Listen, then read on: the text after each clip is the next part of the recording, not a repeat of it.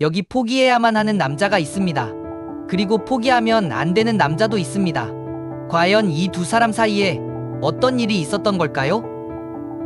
여러분은 인생에서 나는 절대 못할 거야 라고 생각했던 순간이 있으신가요? 그런데 그 일이 잘 풀렸던 적이 있나요? 오늘 이야기의 주인공인 모세도 그런 경험을 했죠. 불가능할 것만 같았던 출애굽 사건, 함께 들어보시죠. 먼 옛날 애굽 땅에는 이스라엘 백성들도 함께 살고 있었어요. 그런데 어느 날 바로 왕은 애굽 땅에 이스라엘 백성들이 많아지는 것이 걱정되기 시작했죠. 사실 그들이 많아져서 반란을 일으킬까 걱정이 됐죠. 그래서 바로 왕은 이스라엘 백성들을 노예로 만들라는 명령을 내려요. 그럼에도 이스라엘 백성들의 수는 점점 늘었고 바로 왕은 무서운 명령을 내려요. 이제부터 태어나는 남자 아이는 모두 나일강에 던져라. 그런데 한 이스라엘 여인이 남자 아기를 낳았고 3달 동안 몰래 키웠어요. 하지만 더는 숨길 수 없게 되자 갈대 상자를 만들어 나일강에 띄웠죠. 과연 이 상자 속 아이의 운명은 어떻게 됐을까요? 강을 따라 흐르던 이 바구니를 바로 왕의 딸이 발견하게 되죠. 그리고 바로의 딸은 이 아이를 키우기로 하죠. 이 아이가 바로 모세입니다. 모세는 애굽의 왕자로 성장하게 되죠. 그러나 모세는 자신이 이스라엘 사람인 것을 알았죠. 그리고 그는 큰 사건을 계기로 40세에 애굽을 떠나 미디안 땅으로 가요. 애굽을 떠나 광야에서 살던 모세 앞에 이상한 광경이 나타나요. 바로 떨기나무에 불이 붙어 있는 것이었어요. 그런데 더 놀라운 것은 나무는 타지 않고 있었죠. 그때 모세에게 하나님의 음성이 들렸죠. 애굽으로 가서 이스라엘 백성을 인도하여 내라. 반드시 내가 너와 함께 있으리라. 자신은 절대 할 수 없을 것이라고 생각했지만 모세는 순종했어요. 그리고 애굽에 갔고 바로 왕 앞에 섰어요. 모세가 말했죠. 바로 왕이여, 이스라엘 백성을 애굽에서 해방시키십시오. 이것은 하나님의 말씀입니다. 그러나 바로 왕은 그 말을 들어주지 않죠.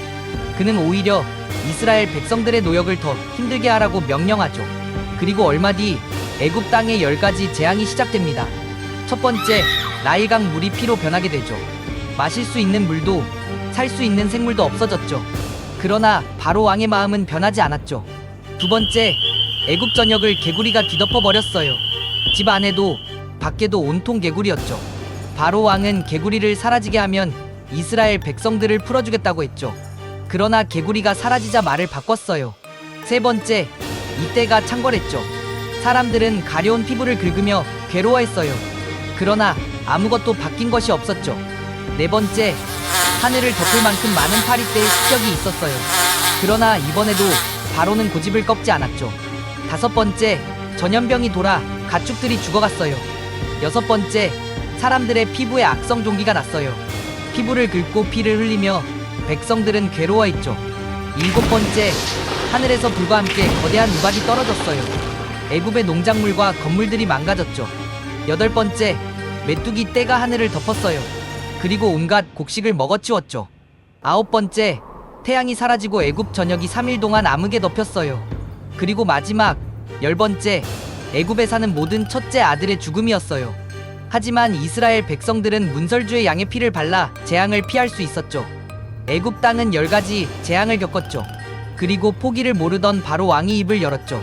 그만하고 애굽을 떠나라. 이렇게 이스라엘 백성들은 오랜 노예 생활에서 해방될 수 있었죠. 하지만 바로 왕은 아직도 무언가 포기하지 못한 것 같았어요. 그리고 그는 무언가를 지시하죠. 여러분, 이야기 재미있게 들으셨나요? 다음에는 인간이 신을 거스를 수 있을까? 2부로 찾아올게요. 영상을 재미있게 보셨다면 구독과 좋아요 부탁드립니다.